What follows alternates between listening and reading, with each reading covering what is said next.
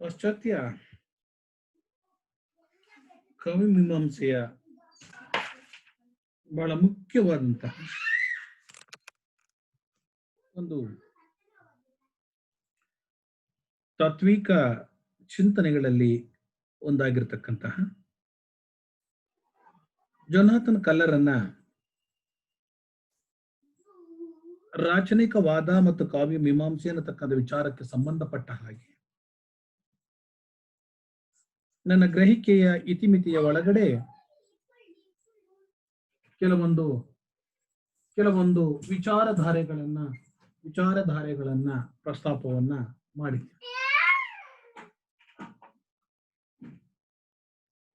ಕೆಲವೊಂದು ವಿಚಾರಧಾರೆಗಳನ್ನ ಪ್ರಸ್ತಾಪವನ್ನ ಮಾಡಿದ್ವಿ. ಈ ತರಗತಿಯಲ್ಲಿ ಆತನ ಮತ್ತೊಂದು ಬಹಳ ಪ್ರಮುಖವಾಗಿರತಕ್ಕಂಥ ಪರಿಕಲ್ಪನೆ ಆಗಿರತಕ್ಕಂತಹ ಸಂರಚನವಾದ ಮತ್ತು ಸಾಹಿತ್ಯ ಅನ್ನತಕ್ಕಂಥ ವಿಚಾರದ ಬಗ್ಗೆ ಕಳೆದ ಗಂಟೆಯಲ್ಲಿ ಅದರ ಬಗ್ಗೆ ಕೆಲವೊಂದು ವಿಚಾರಗಳನ್ನ ಸಂಕ್ಷಿಪ್ತವಾಗಿ ನಾನು ನಿಮ್ಗೆ ಹೇಳಿದ್ದೆ. ಆದರೂ ಅದರ ಬಗ್ಗೆ ಒಂದಿಷ್ಟು ಮತ್ತೆ ರೀಕಾಲನ್ನ ಮಾಡಿ ಮುಂದೆ ಹೋಗ್ತೀನಿ.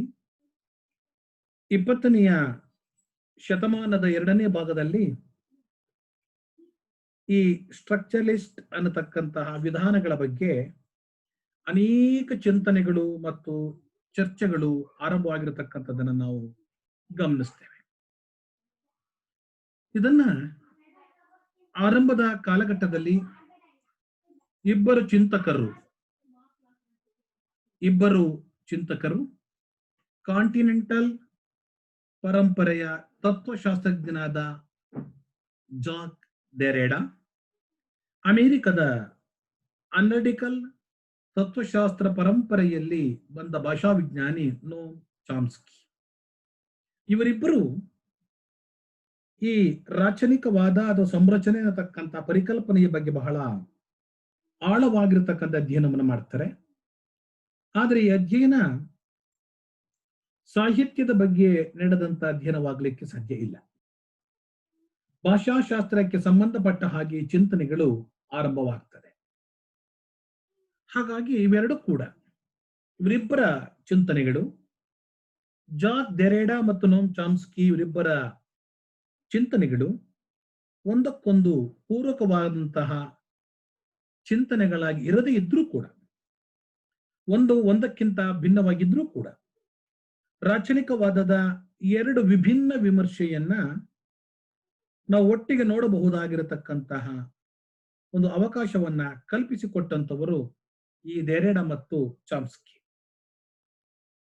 ಇವರಿಬ್ಬರ ಚಿಂತನೆಗಳಲ್ಲಿ ನೋಮ್ ಚಾಮ್ಸ್ಕಿ ವೈಜ್ಞಾನಿಕವಾದ ವಿಮರ್ಶೆಯನ್ನು ರಾಚನಿಕವಾದದ ಬಗ್ಗೆ ಮಂಡಿಸಿರ್ತಕ್ಕಂಥದನ್ನ ಆರಂಭದ ಕಾಲಘಟ್ಟದಲ್ಲಿ ನಾವು ಗಮನಿಸಬಹುದು.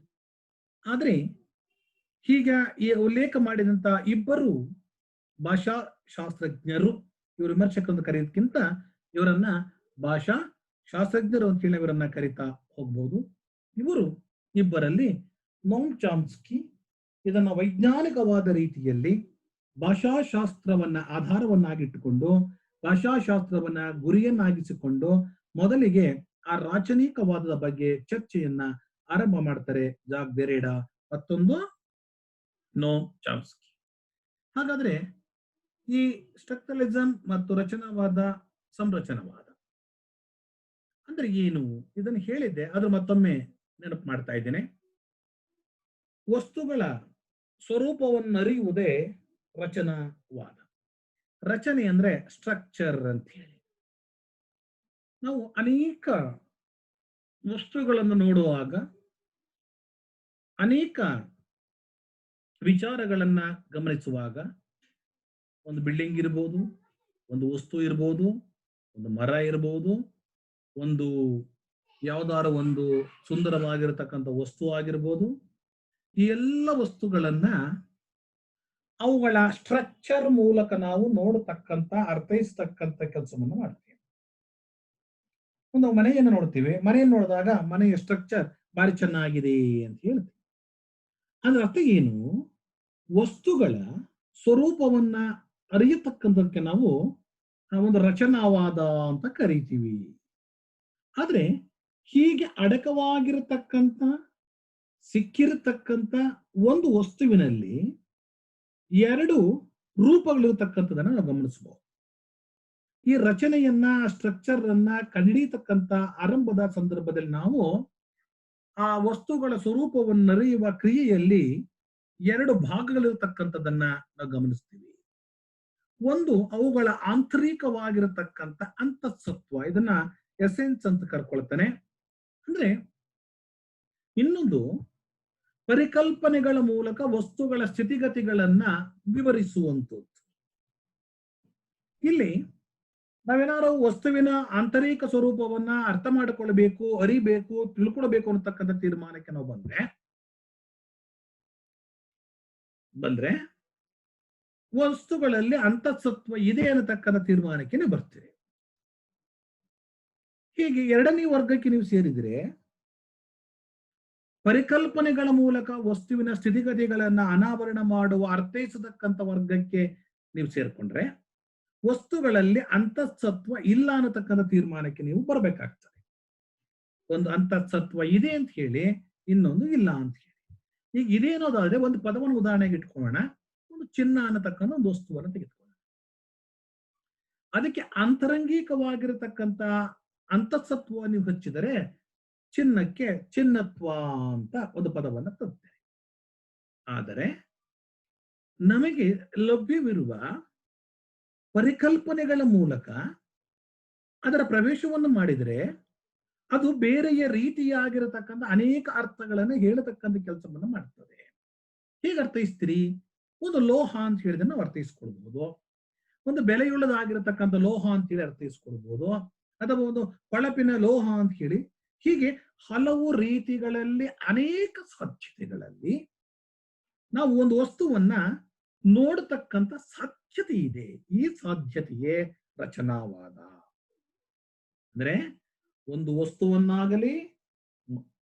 ವಸ್ತುವನ್ನಾಗಲಿ ಮತ್ತೊಂದಾಗಲಿ ಅನೇಕ ರೀತಿಗಳಲ್ಲಿ, ಅನೇಕ ಮಜಲುಗಳಲ್ಲಿ, ಅನೇಕ ಸಾಧ್ಯತೆಗಳಲ್ಲಿ ನೋಡಬಹುದಾಗಿರತಕ್ಕಂತಹ ಒಂದು ಪರಿಕಲ್ಪನೆ ಇದೆಯಲ್ಲ, ಆ ಪರಿಕಲ್ಪನೆಯನ್ನ ನಾವು ಮಕ್ಕಳ ಏನಂತ ಕರಿತೀವಪ್ಪ ಅಂದ್ರೆ ಪರಿಕಲ್ಪನಾತ್ಮಕ ರಚನಾವಾದ ಅಂತ ಕರಿತೀವಿ. ಈ ಎರಡನೆಯ ವಾದವೇ ಈ ನಮ್ಮ ಸಂರಚನಾವಾದದ ಒಂದು ಮೂಲವಾದಂತ ಸೆಲೆ. ಆದ್ರೆ ಈಗ ನಾವು ನೇರವಾಗಿ ಈಗ ರಚನಾವಾದ ಏನತಕ್ಕಂತಹ ಸ್ಪಷ್ಟತೆ ನಮಗಿದೆ. ಈಗ ಆತನ ವಿಚಾರಕ್ಕೆ ಬಂದ್ರೆ ಸಂರಚನಾವಾದ ಅನ್ನತಕ್ಕಂಥದ್ದು ಅತಿರೇಕದ ಆವಿಷ್ಕಾರಗಳಲ್ಲಿ ಆಗಿರತಕ್ಕಂಥ ಅತ್ಯಂತ ಸೂಕ್ಷ್ಮವಾದ ಕಷ್ಟ ಸಾಧ್ಯವಾದಂತಹ ಒಂದು ಸಿದ್ಧಾಂತ. ಯಾಕೆ ಅತಿರೇಕದ ಆವಿಷ್ಕಾರ ಅನೇಕವಿದಾವೆ. ಅತಿರೇಕದ ಆವಿಷ್ಕಾರ ಅಂದ ತಕ್ಷಣ ಈ ಸಂರಚನಾವಾದವೇ 1944ರಲ್ಲಿ ಜನ್ಮ ತಾಳಿದಂತಹ ಜೊನಾಥನ್ ಕಲ್ಲರಿಂದ ಆವಿಷ್ಕಾರಗೊಂಡಂತ ಈ ಸಂರಚನಾವಾದ ಅನ್ನತಕ್ಕಂಥದ್ದು ಅತಿರೇಕದ ಆವಿಷ್ಕಾರ ಇರಬಹುದು, ನಿಜ, ಒಪ್ಕೊಳ್ತೇನೆ. ಆದ್ರೆ ಇದು ಅತ್ಯಂತ ಸೂಕ್ಷ್ಮ, ಅರ್ಥ ಮಾಡ್ಕೊಳ್ಳಿಕ್ಕೆ ಬಹಳ ಕ್ಲಿಷ್ಟವಾಗಿರತಕ್ಕಂಥ ಒಂದು ಸಿದ್ಧಾಂತ. ಈಗ ನಮಗೆ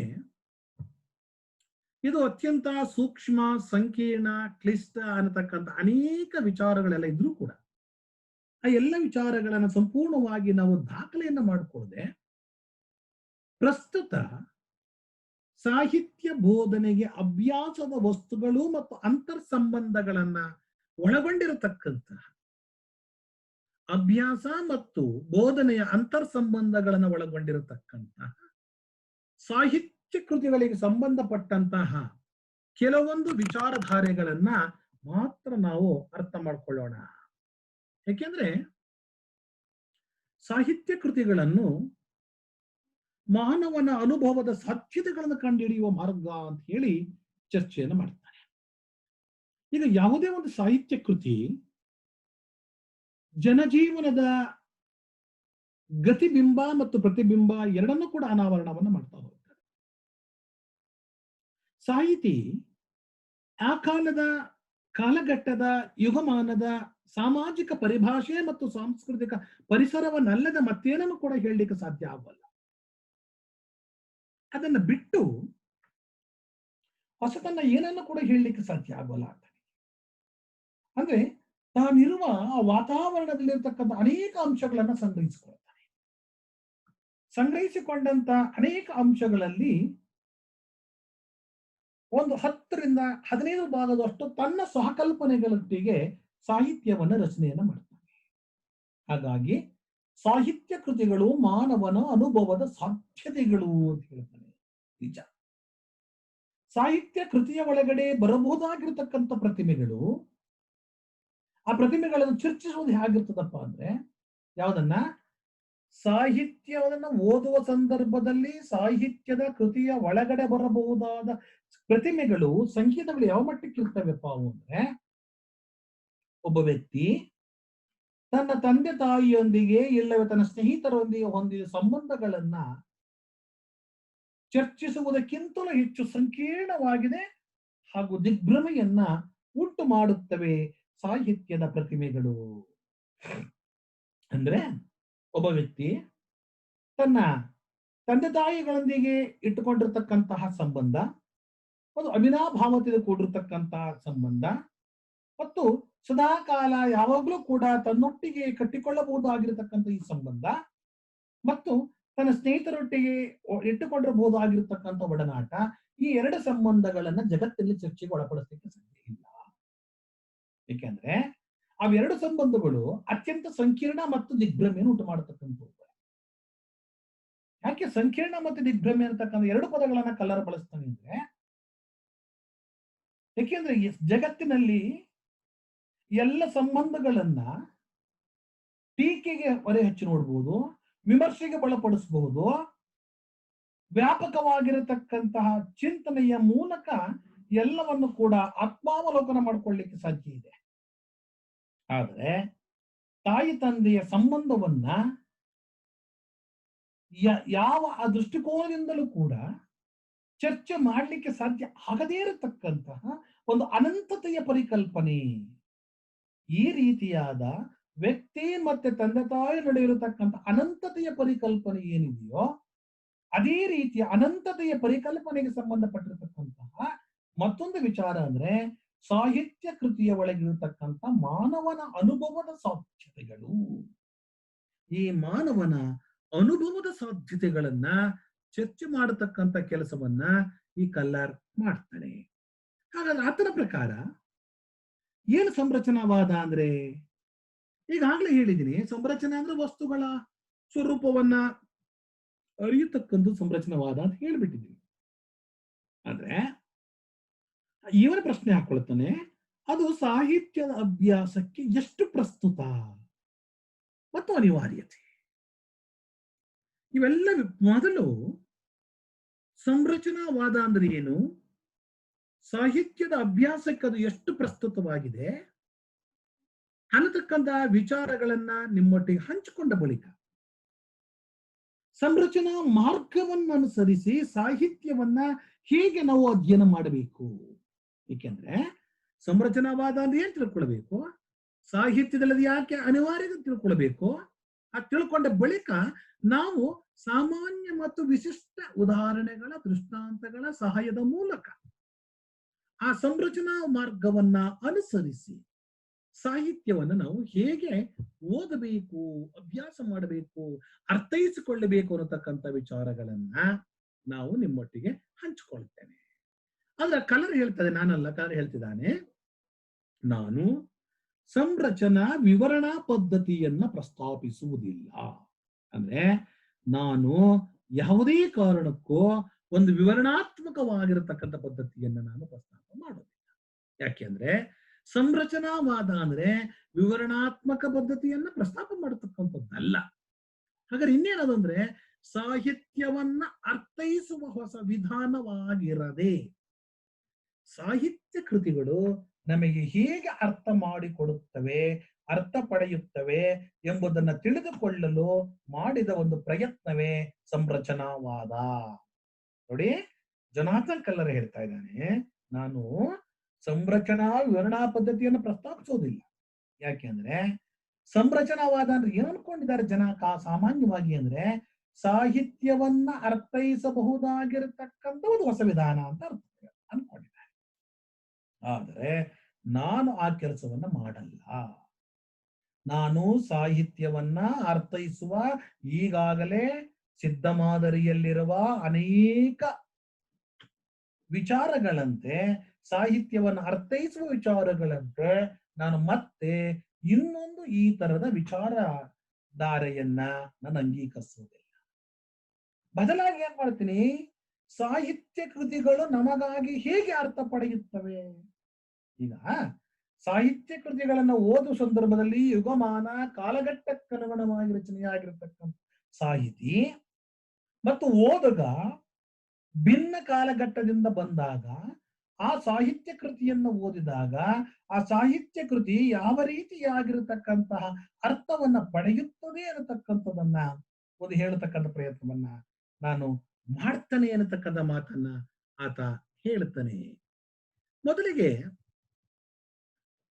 ಸಂರಚನಾವಾದವನ್ನು ಹೇಳೋಕ್ಕಿಂತ ಮುಂಚೆ ಆತ ರೋಲಾ ಬಾರ್ತನ ಒಂದು ವ್ಯಾಖ್ಯಾನವನ್ನ ಉದಾಹರಣೆಗೆ ತೆಗೆದುಕೊಳ್ತಾನೆ.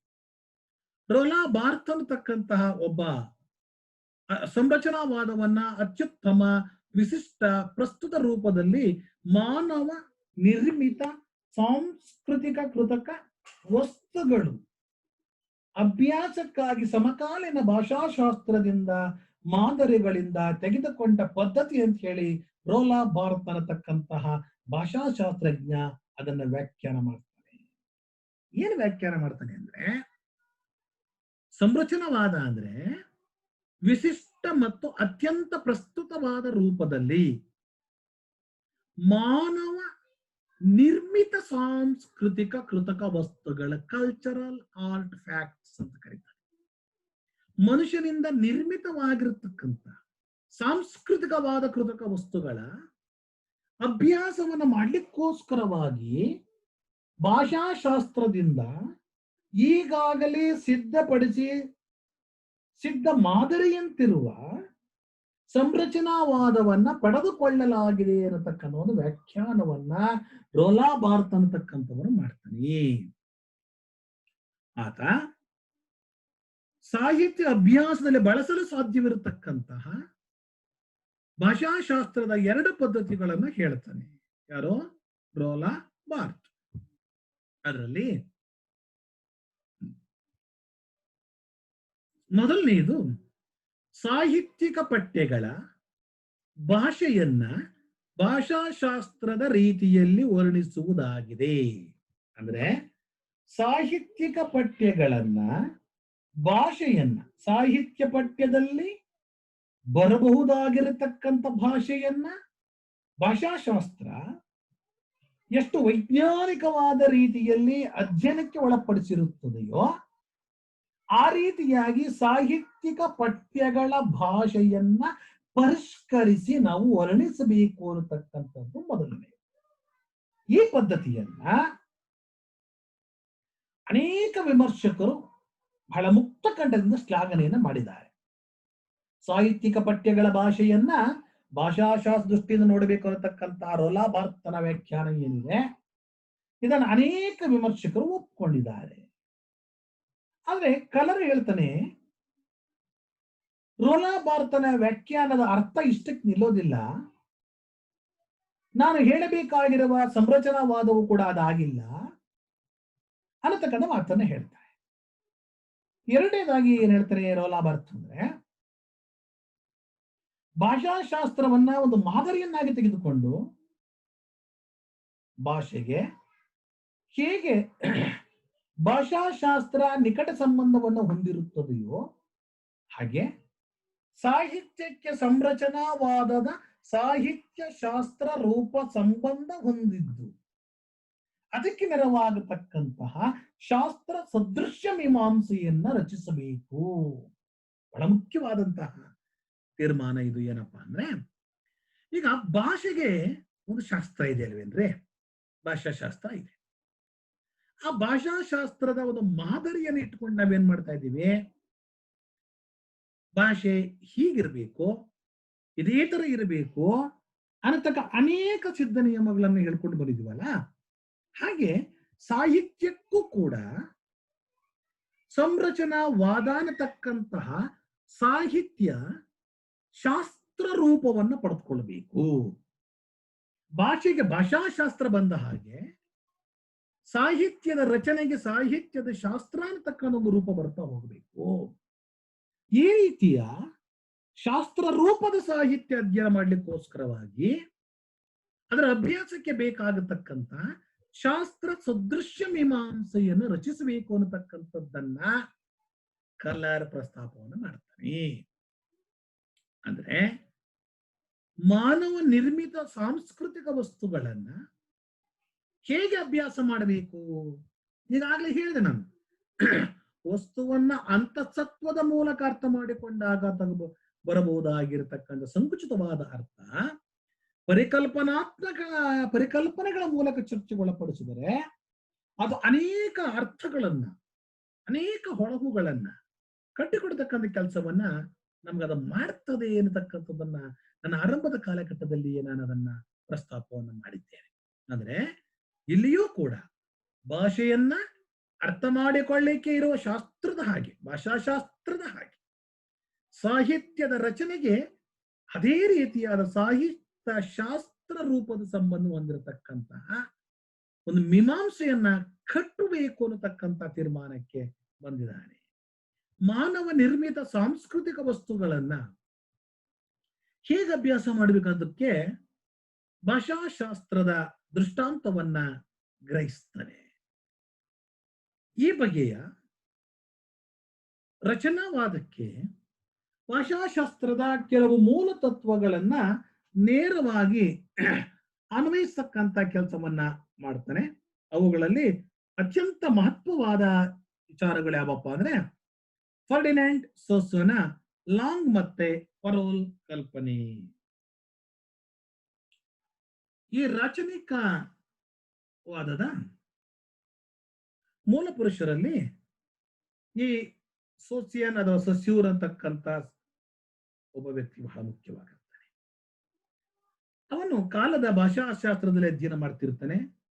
ಆ ಕಾಲಘಟ್ಟದಲ್ಲಿ ಅದನ್ನ ಫಿಲಾಲಜಿ ಅಂತಕ್ಕಂಥ ಪದವನ್ನು ಬಳಸ್ತಾ ಇರತಕ್ಕಂಥ ಕಳೆದ ಗಂಟೆಯಲ್ಲಿ ಹೇಳಿದ್ವಿ. ಆದ್ರೆ ಯಾವ ತರದ ಅಧ್ಯಯನ ಆಗ್ತಾ ಇತ್ತು ಆ ಸಂದರ್ಭದಲ್ಲಿ ಅಂದ್ರೆ ಭಾಷೆ ಅಂದ್ರೆ ಏನು, ಭಾಷೆಯ ಉಗಮ, ಭಾಷೆಗಳ ನಡುವಿನ ಸಂಬಂಧ, ಉತ್ಪತ್ತಿ, ಬಳಕೆ, ಇವುದ್ರ ಬಗ್ಗೆ ಚರ್ಚೆಗಳು ಆರಂಭ ಆಗ್ತಾ ಇತ್ತು. ಯಾವಾಗ ಫಿಲಾಲಜಿ ಅಂತ ಕರೆಸ್ಕೊಳ್ಳದ ಇರತಕ್ಕಂತಹ ಕಾಲಘಟ್ಟದಲ್ಲಿ ಅದು ಲಿಂಗ್ವಿಸ್ಟಿಕ್ ಆಗಿ ಪರಿವರ್ತನೆ ಆಗಬೇಕು ಅನ್ನೋದಾದ್ರೆ ಅಲ್ಲಿ ಬರೀ ಭಾಷೆ ಅಂದ್ರೆ ಏನು, ಉಗಮ, ಉತ್ಪತ್ತಿ, ವ್ಯತ್ಯಾಸ, ಭೇದ ಇಷ್ಟಕ್ಕಷ್ಟೇ ಸೀಮಿತ ಇರತಕ್ಕಂಥದ್ದು. ಭಾಷೆಯ ವೈಚಿತ್ರ್ಯಗಳನ್ನ ಗಮನಿಸಬೇಕೆ ಹೊರತು ಮೂಲ ಸ್ವರೂಪದ ಅಧ್ಯಯನದಿಂದ ಯಾವುದೇ ಪ್ರಯೋಜನ ಇಲ್ಲ ಅನ್ನತಕ್ಕಂತ ಮಾತನ್ನ ಆತ ಪ್ರಸ್ತಾಪವನ್ನ ಮಾಡ್ತಾನೆ. ಅಂದ್ರೆ ಭಾಷೆ ನಮಗೆ ದಕ್ಕಬೇಕು ಅನ್ನೋದಾದ್ರೆ ಭಾಷೆಯ ಒಂದು ವೈಚಿತ್ರ್ಯಗಳನ್ನು ಗಮನಿಸಬೇಕೆ ಹೊರತು ಭಾಷೆಯ ಪ್ರಯೋಜನಗಳನ್ನು ಅಲ್ಲ ಅನ್ನತಕ್ಕಂಥ ಮಾತನ್ನ ಆತ ಹೇಳ್ತಾನೆ.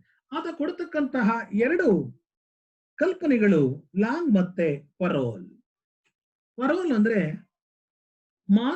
ಒಂದು ಮಾತಲ್ಲಿ ಎರಡು ರೂಪಗಳಿದ್ದಾವೆ, ಎರಡು ಸ್ತರಗಳಿದ್ದಾವೆ. ಅಲ್ಲಿ ಏನಪ್ಪಾ ಎರಡು ಸ್ತರಗಳು ಅಂದ್ರೆ ನಾವು ಆಡುವ ವಾಕ್ಯಗಳನ್ನ ಪರೋಲ್ ಅಂತ ಕರಿತೀವಿ. ನಾವು ಆಡುವ ಮಾತುಗಳು, ಮಾತಾಡುವ ಮಾತುಗಳು ಏನಿದಾವೋ ಇವನ್ನ ನಾವು ಮಕ್ಕಳ ಪರೋಲ್ ಅಂತ ಹೇಳಿ ಕರೀತಾ ಹೋಗ್ತೀವಿ. ಆದ್ರೆ ಲಾಂಗ್ ಅಂದ್ರೆ ಆಡುವ ಮಾತುಗಳೇ ಪರೋಲ್. ಲಾಂಗ್ ಅಂದ್ರೆ ನಮ್ಮ ಮಾತಿನ ಹಿಂದಿರುವ ವ್ಯಾಕರಣದ ವಿನ್ಯಾಸಗಳನ್ನ ಲಾಂಗ್ ಅಂತ ಕರೀತಾರೆ. ನಮ್ಮ ಮಾತಿನ ಹಿಂದೆ ಇರುವ ವ್ಯಾಕರಣದ ವಿನ್ಯಾಸಗಳನ್ನ ನಾವು ಲಾಂಗ್ ಅಂತ ಹೇಳಿ ಕರೀತಾ ಹೋಗ್ತೀವಿ. ಅಂದ್ರೆ ಪರೋಲ್ ಅಂತ ಏನ್ ಕರ್ಕೊಂಡ್ವಲ್ಲ ನಾವು ಮಕ್ಕಳ, ಅದು ನಮ್ಮ ಸಂದರ್ಭಕ್ಕನುಸಾರಿಯಾಗಿ ಇರುವಂತದ್ದು. ನಾವು ಎಷ್ಟು ವಾಕ್ಯಗಳನ್ನು ಬೇಕಾದರೂ ರಚಿಸಬಹುದು. ಅಂದ್ರೆ ಅರ್ಥಾತ್ ಪರೋಲ್ ಅನಂತವಾದದ್ದು ಮತ್ತು ವ್ಯಾಪಕವಾದ. ಎಷ್ಟು ಪದಗಳನ್ನು ಬೇಕಾದ್ರೂ ಆಡ್ಬೋದು, ಎಷ್ಟು ವಾಕ್ಯಗಳು ಬೇಕಾದ್ರೂ ರಚಿಸಬಹುದು. ಸೊ ದಟ್ ಮೀನ್ಸ್ ಅದು ಅನಂತವಾದದ್ದು ಮತ್ತು ವ್ಯಾಪಕವಾದ.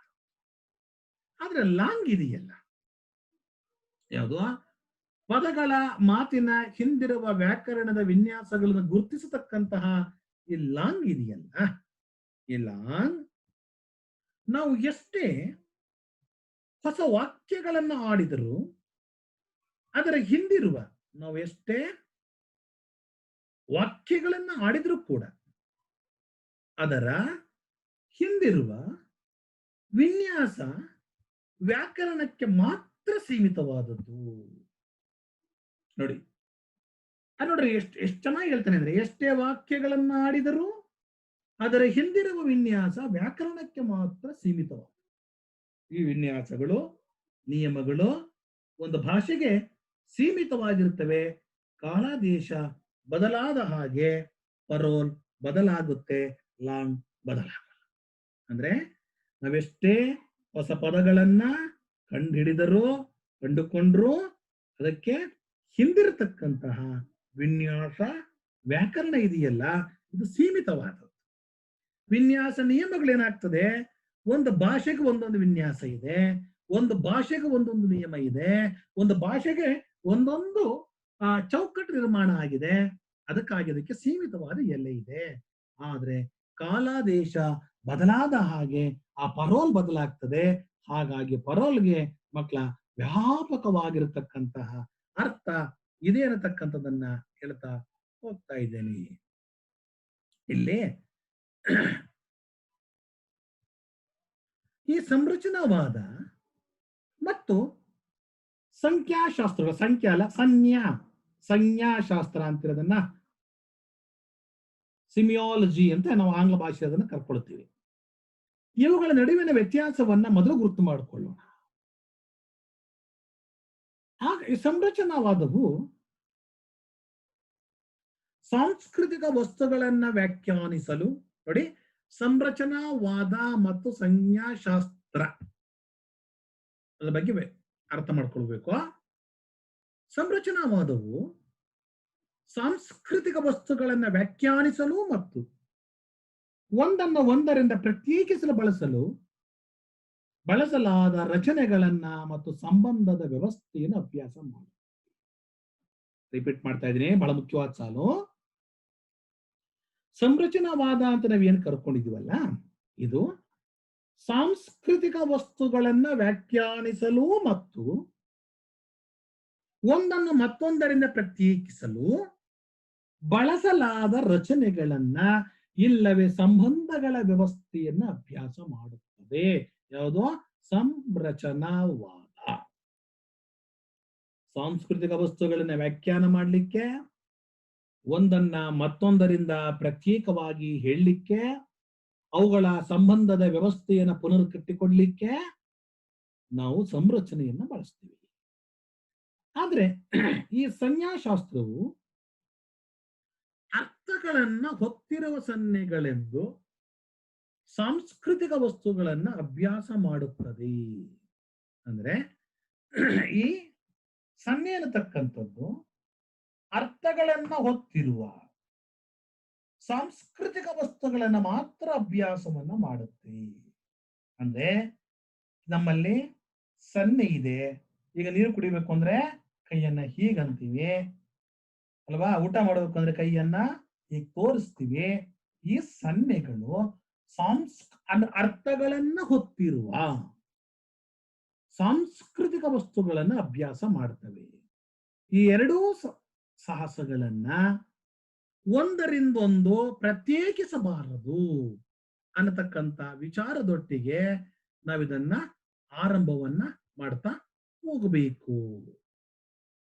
ಈಗ ನಾವು ವಿಚಾರಗಳನ್ನ ಹೇಳುವ ಸಂದರ್ಭದಲ್ಲಿ ಈಗ ಸಮಯ ಆಗಿದೆ, ಮತ್ತೆ ಸೇರುವ.